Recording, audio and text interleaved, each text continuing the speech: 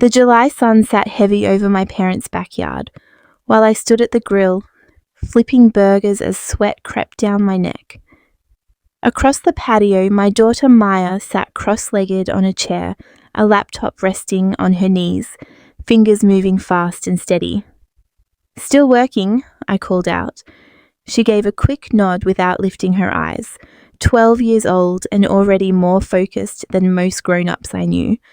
My sister Jennifer arrived late, her minivan doors flying open as her 3 kids poured into the yard. Tyler, 14, Madison, 12, Brandon, 10. They ran straight for the pool. "Sorry we're late," Jennifer said, not sounding apologetic at all. She carried a tub of store-bought potato salad and wore oversized sunglasses. Traffic was insane. It was Sunday at noon. There was no traffic. I smiled and turned back to the grill. Jennifer had always been competitive. Everything was a comparison. When I bought my first house, she bought a bigger one. When Maya was born, Jennifer spent the hospital visit talking about how advanced Tyler had been as a baby. "Where's David?" my mom asked, referring to Jennifer's husband. "Golf tournament, big client thing," Jennifer said with a dismissive wave, already heading for the cooler. The afternoon unfolded as expected. Kids splashed in the pool, adults swapped stories. Maya never left the patio.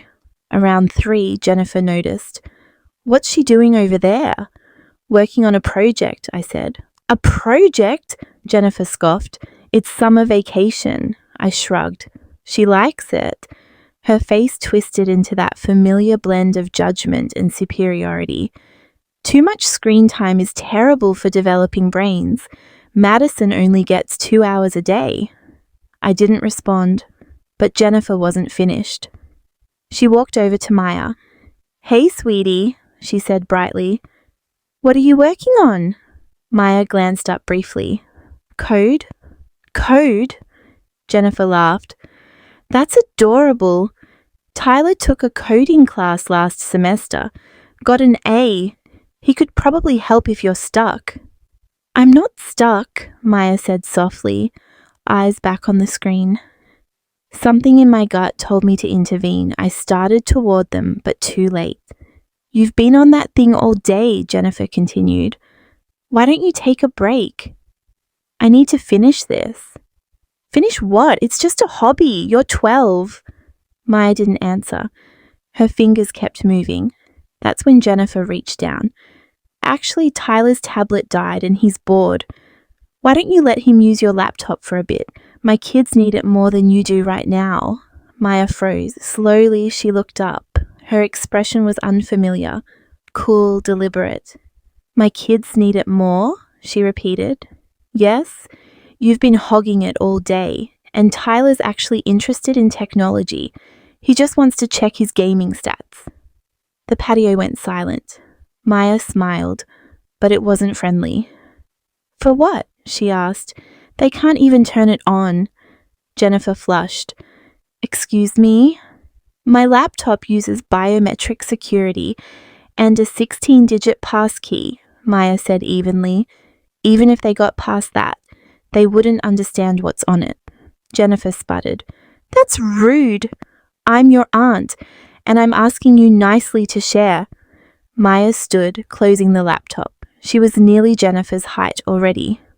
"This is why Dad bought it," she said, opening the screen again and setting it on the table. Lines of code, graphs, dashboards, and charts filled the display. "What is that?" my mother asked, stepping closer. "It's an application I've been developing," Maya replied. "A resource management system for small medical practices. Scheduling, inventory, billing, automated reminders. I started it 6 months ago." Silence pressed in. "You built that?" Uncle Robert asked. He owned a dental practice. "I'm still finishing it. Today's version is for submission to the Youth Technology Innovation Competition next week. First prize is a $50,000 scholarship and developer mentorship." Jennifer had gone pale. "You're 12, she said weakly. "I'm aware," Maya replied calmly. I also know Tyler failed his intro coding class. Madison mentioned it. She said he copied his final project from YouTube. That's not, Jennifer began. And last Thanksgiving, Maya continued, Tyler tried using my laptop while I was in the bathroom. He locked himself out after guessing the password wrong.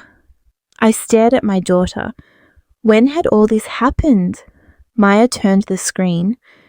This module handles insurance verification.